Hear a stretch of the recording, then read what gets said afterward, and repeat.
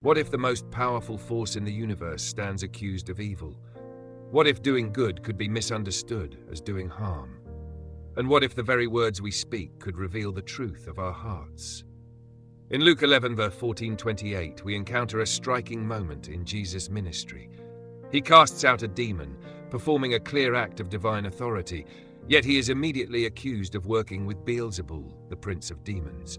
This passage reveals the tension between truth and perception, faith and cynicism, and the challenges of living righteously in a skeptical world. Jesus had just delivered a man from a spirit that had rendered him mute. When the man speaks again, the crowd is amazed. Instead of celebrating the miracle, some accuse Jesus of collaborating with evil forces. Their reasoning is twisted. How could someone cast out demons if they are not empowered by the same forces they are fighting? This is a pattern we see repeatedly when righteousness confronts entrenched sin or societal bias. Jesus responds with a logical and profound argument. He explains that a kingdom divided against itself cannot stand.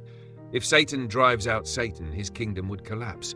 The accusation against him is not only false but illogical. Jesus' power over evil is a demonstration of God's kingdom breaking into the world, not a collaboration with darkness. He confronts the crowd's misunderstanding while revealing spiritual truths about discernment, authority, and the nature of evil. The passage continues with a powerful teaching on spiritual vigilance. Jesus warns that those who reject the evidence of God's work risk falling into deeper deception. He illustrates this with the analogy of an unclean spirit leaving a person, only to return with 7 more spirits more wicked than itself. This image conveys the danger of leaving a heart empty of truth, open to influence by negativity, falsehood, or evil. Without vigilance, our souls can be overtaken, even after experiencing deliverance. Furthermore, Jesus expands the teaching beyond external accusations to internal conditions. He emphasizes that spiritual health depends on recognizing God's work and maintaining a receptive, obedient heart. A life untouched by faith or hardened by skepticism remains vulnerable to deception. The danger is not just external opposition, but internal neglect, ignoring the Spirit's presence, refusing to discern God's truth, and closing the heart to transformation. The passage also addresses the broader spiritual battle between light and darkness. Jesus calls his listeners to awareness and discernment. The miracle of casting out demons demonstrates that God's kingdom actively confronts evil. Yet the reception of this work depends on human openness and understanding. Some see and rejoice, others twist the evidence into accusation. The story challenges us to reflect. Are we recognizing God's work in our lives, or are we quick to misinterpret, doubt, or assign blame out of fear, pride, or misunderstanding?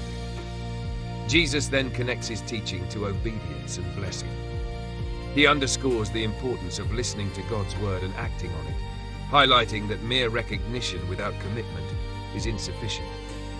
Those who hear and align themselves with God's truth will experience spiritual security and flourishing. Those who reject or distort God's work risk spiritual emptiness, vulnerability, and alienation. This reinforces the lesson that faith requires both understanding and action. Seeing God's work is not enough.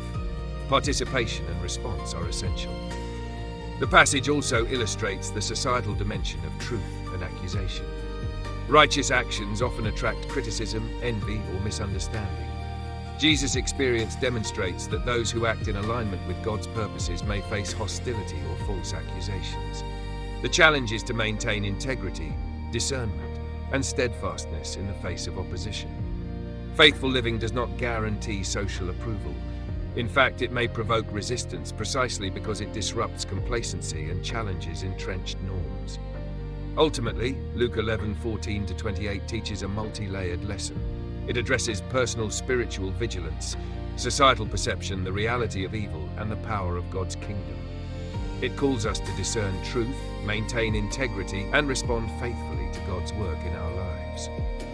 Jesus' response to accusation models wisdom, patience, and authority, reminding us that alignment with God brings both challenge and blessing. This passage challenges us to examine our own hearts.